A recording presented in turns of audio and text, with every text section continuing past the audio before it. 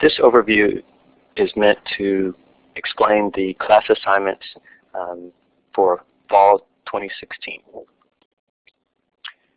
The first assignment are the quizzes. There are 4 in all, and normally the quizzes will contain 25 multiple choice questions, and these are meant to provide an overview of the key definitions related to organizational behavior.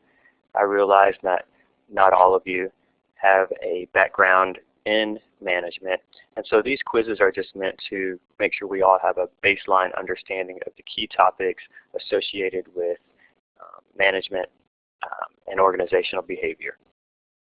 It's a small portion of the class, and so you shouldn't spend a whole bunch of time on this. I've heard students say that they sometimes complete all 4 of them in a row, but just be sure that you complete each one by the deadline that is listed on the syllabus. The key to this course and the main assignments are these topic assignments. As I discussed in the previous slide deck and in the overview of the class, the key behaviors that we're looking to influence within organizational behavior are productivity or performance, absenteeism, turnover, deviant workplace behaviors, organizational citizenship behaviors, and job satisfaction. And while there are so many ways that we can influence these that we could discuss within a business environment, the ones that we're going to focus on this semester are the following 5: individual behavior or personality, decision making, workplace stress, leadership, and workplace diversity. What I'll do in the remaining of these slides is give you an overview of these topics, and then I'll give you some tips on the topic assignments. So the first topic that we'll review is personality. So personality, its simple definition is that it encompasses the relatively stable feelings, thoughts, and behavioral patterns that a person has. So these are your normal moods, your normal feelings and thoughts and behaviors. It's basically what makes you the way you are. These can be influenced by different situations and different contexts and things like that, but this is just your normal baseline set of ways of thinking and feeling and acting. So we normally discuss the big 5 personality dimensions, and the first one is openness to experience. This is how imaginative or curious or creative you are, your willingness to try new things. Conscientiousness is a measure of your dependability, your organization, and how reliable you are. Extroversion covers how outgoing you are, your sociability, how ambitious you are, how talkative you are. So that's what this measures, how outgoing you are. Agreeableness is a measure of your tolerance for others, how cooperative you are in relation to working with others, and your overall ability to just get along with other people. And then finally, we have emotional stability or neuroticism, which is a measure of your security, how easily you become upset or calm, and your feelings along those manners. So how stable your emotions are in general. There have been a lot of studies on the big 5 personality dimensions in relation to job performance, but I'm just going to highlight one particular journal article that was over a study of police, professionals, managers, salespeople, and other skilled workers. And what this study found is that conscientiousness was related to high levels of job and training proficiency. So your ability to concentrate and be reliable and organized is related to how well you are proficient on the job and your proficiency in job training. Emotional stability has been related to your overall job performance, but not to a specific job or task. So in general, the more stable your emotions are, the more likely you are to be good at your job in general. Extroversion, or your ability to be outgoing, is related to social interaction jobs. So If you're a really outgoing, talkative, assertive person, you're normally better in jobs that require you to be around people more and to interact with more people. Agreeableness has been good for predicting teamwork and citizenship behavior, so your ability to get along with others is good at predicting how well you work in teams.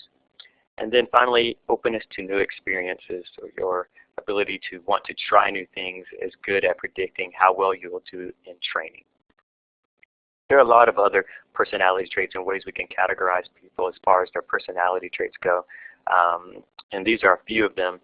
And in particular, locus of control, self-efficacy, and proactive personality tend to be some that students are interested in researching. So you can consider these in your study as well. We've been told by a lot of the people that come out to recruit our students, or from students that are currently working, that decision making is a major part of what they do on the job every day. This comes from lower level employees all the way up to managers, and so we're finding that decision making is a growing need among students. And so I thought we'd discuss that and dive into that as well.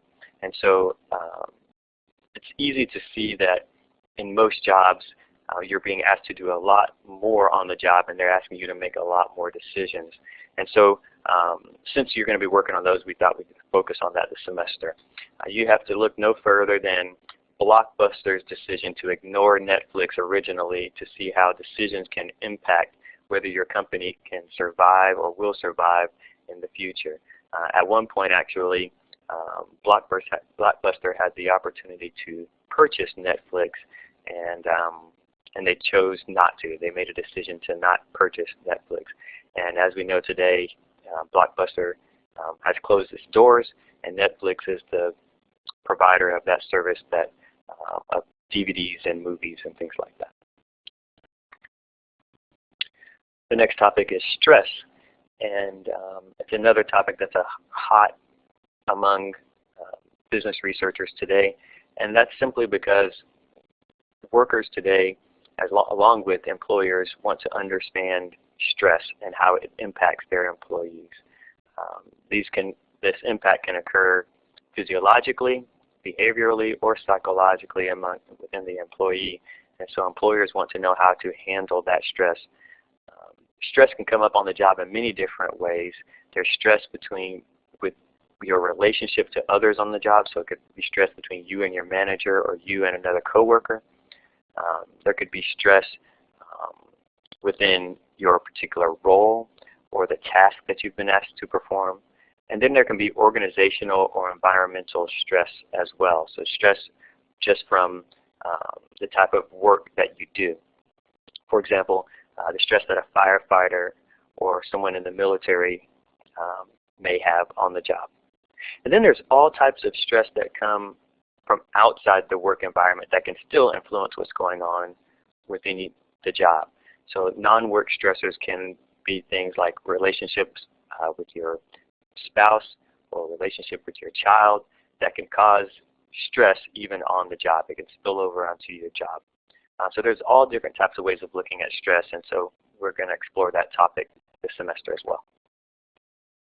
Leadership, a simple definition, can be a process whereby an individual influences a group of individuals to achieve a common goal. We've all know that leadership is important within organizations, and the key thing I just wanted to point out here is just that while there are so many different leadership styles that we could study, I just gave you an example of them here. But the key thing to note is that no leader is just one of these styles. So there's no leader that's just charismatic or just ethical or just transformational. What most leaders understand is that you choose your leadership style based on the particular context that's going on within your organization or within the situation that you're facing right then. So there are times where a leader may exhibit the characteristics of a servant leader, and then there are times that the leader may exhibit the characteristics of a transformational leader. So you will explore one of these different styles within the leadership topic assignment. And then finally,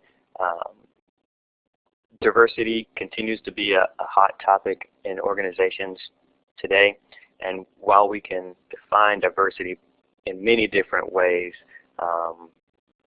you will have the opportunity to look at whatever diversity issue is most impacting you within your organization today.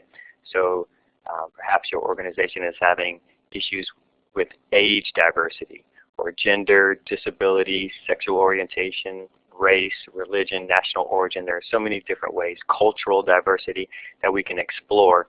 And so I'm just giving you the opportunity to look within those and how it could potentially impact your job.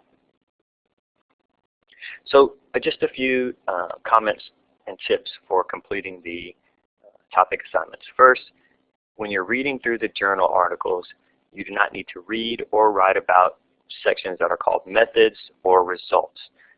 You can just skip over these sections. Focus your efforts instead on reviewing the key constructs and their relationship to each other, which is sometimes called the theory development section of the paper. This is key because as I said earlier, we want to understand how, for example, leaders impact performance. So instead of just studying leadership, you would write about the leadership part of the paper, and then also the performance part of the paper, and then also how those two are related to each other according to the paper. Don't list the hypotheses if they are listed within the paper. Instead, explain how the authors developed these hypotheses, which would again get back to the relationships between these different topics. I don't give a page length minimum or maximum, but what I do tell you is to be thorough, and your job is to show me that you've read and you understand the material that's presented within these journal articles. I do provide an example within doc sharing, so you can use this as a guide to what an article review should look like for an A paper. The key here is to understand that I've only given you one article review, but your paper will be two. You will review 2 journal articles per topic, at least 2 per topic. There are more instructions, more detailed instructions within each topic assignment informations document, which is located in eCollege. And understand that this will take you some time to get done. You probably can't complete this in just one day or a day or two, so please be sure to start on these early. They will take you some time, but I do believe, and most students come back and say that these topics have been beneficial to them in their career.